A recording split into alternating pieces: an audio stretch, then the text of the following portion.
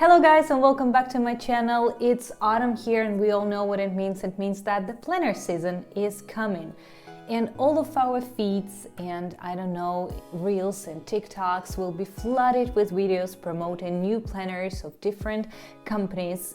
But I wanted to take a moment to be a little bit mindful because for the past year I've been using all of these planners and notebooks in attempt to organize my life and create my system. And some of them worked, some of them didn't. And today I just want to sit down and do a little anti-haul, meaning that I will be showing you what planners I'm not going to be using next year and why. And without further ado, let's jump into planner number one. I can't believe that I'm saying it, but it's gonna be Hobonichi. My Hobonichi, this is something that I'm not planning to use next year. And despite the fact that I love my Hobonichi so much, it has proven to be not really working in some ways, which I want to discuss today. First of all, let's discuss the size. This planner has A5 size, meaning that it is like quite big.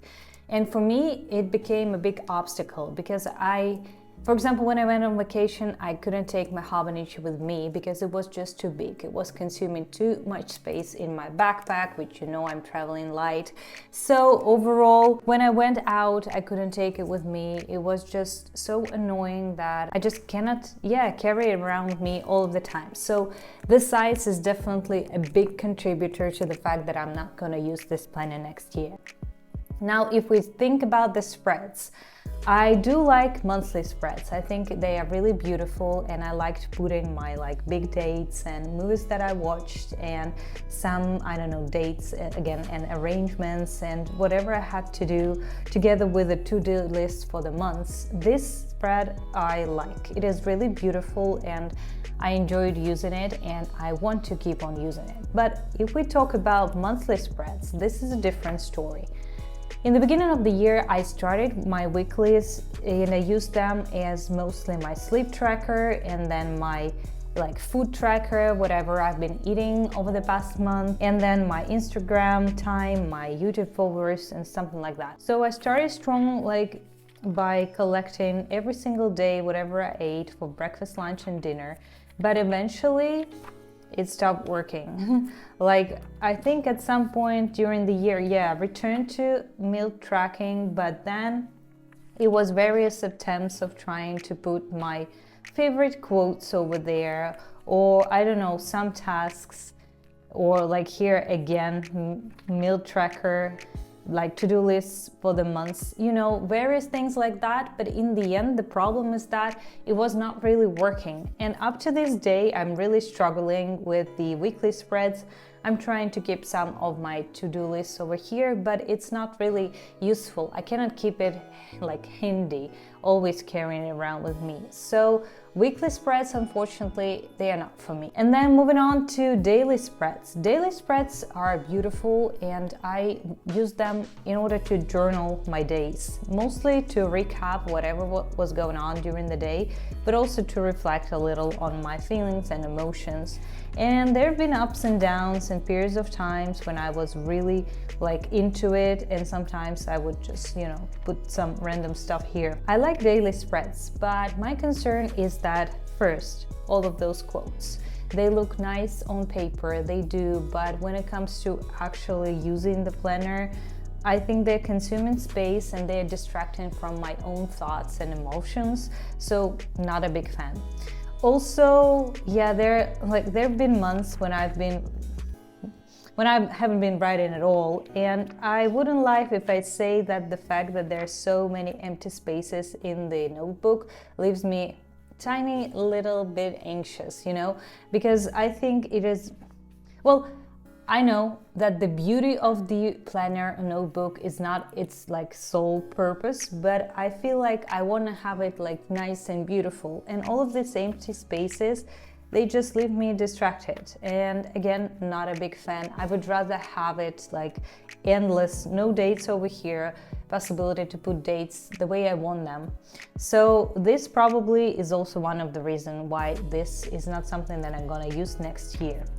And if we jump to the end of the book where there have been these spreads, which I haven't been using that much. My 100 I decided to use for books collection, which I always forgot to put books in.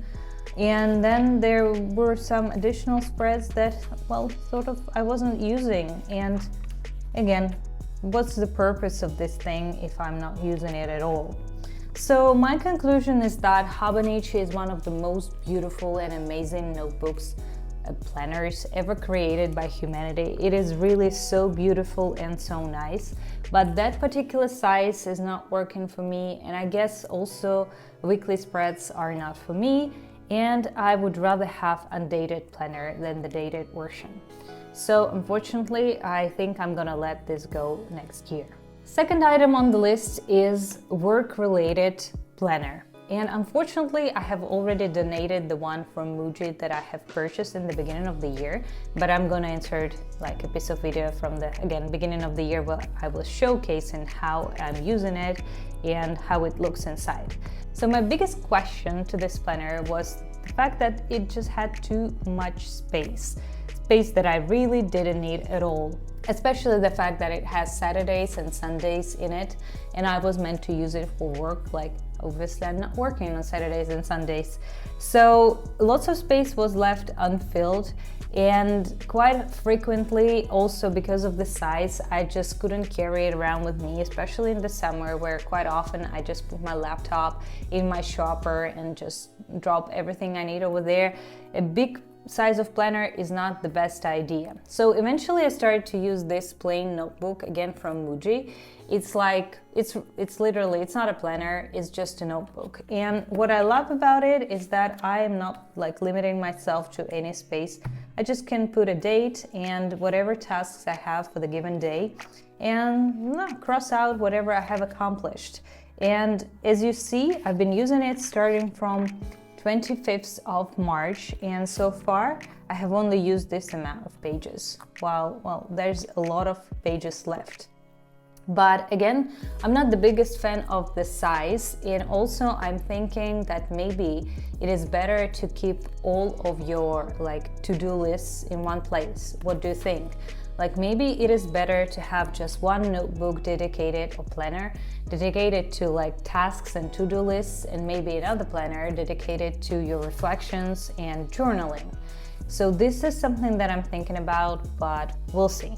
Next notebooks that I'm getting rid of next year is a plain notebook dedicated to reflections. So in the beginning of the year, my idea was that it is perfect to have a separate notebook and just write over there whatever comes to my mind.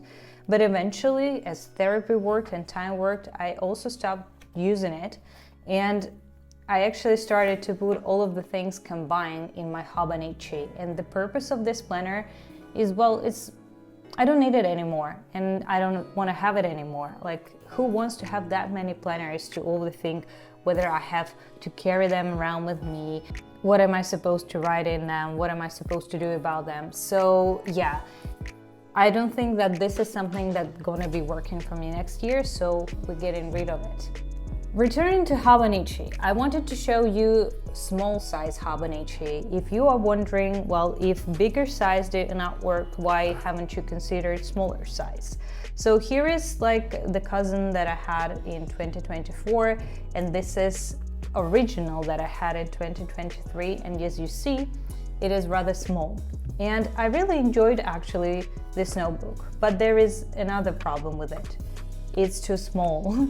The size of this planner is sort of too small, and in the end there were quite frequently situations where I wanted to add more information. I wanted to reflect way more, but I couldn't because the space was not enough. And yes, I loved again the monthly spreads, and there is no weeklies, which is also really nice. So this size Hobonichi is probably something that I'm thinking like maybe I should consider this for my work-related / personal tasks and just write them down and add some stickers and something nice, and this is it. Because this size is perfect to carry to work when I go to the office, and maybe to fill in each morning with the tasks, but definitely this space is not enough to include everything that I want to be included in my planner. But FYI, if you're considering Hobonichi, just check it out. The sizes are like that. Basically, this is it. I also wanted to show you my pocket notebook, but it's not anti-hole, it's whole, because I think this is a game changer, and this is something that has added so much into my life, because I started using pocket notebook, I think it's been like half a year already, and well, this is the third notebook that I've been using this year. I've been using it for everything, and I had developed a system. And I think a lot of the things that I was thinking about putting into my planner ended up being in this notebook, just random things. I'm going to share it with you by posting a pocket notebook update next week. So if you're interested, please stay connected. But anyways, I think in my perfect world, the system should look somehow like this. I have a pocket notebook that I use daily just for browsing my mind and entering my random thoughts and focusing on what is important. And I have a slightly bigger size journal, maybe B6 size journal, where I'm just putting my reflection and I journal about my life, about my days, about my thoughts and everything, just to keep track of my life for myself. And I also need a place to write down some of the tasks that I have, work-related and personal, and for that purposes, I need a tiny, teeny notebook. And now I'm thinking whether or not I need a planner or I can combine my tasks together with my pocket notebook, and I'm not sure about it. So let me know what you think, and please share your thoughts with me in the comments, because I'm gonna be buying my planners pretty soon. And I want to make a good choice, and I'm sure that lots of you guys are experienced here and you have a lot of opinions of your own, and I'm really looking forward to hearing what are your suggestions for me. What system do you think can work for me, and what planners I should check out next year? So this is it for today's videos. Thank you for staying with me, and I hope you guys have a most beautiful and amazing and precious day, and I'll talk to you soon. Bye bye.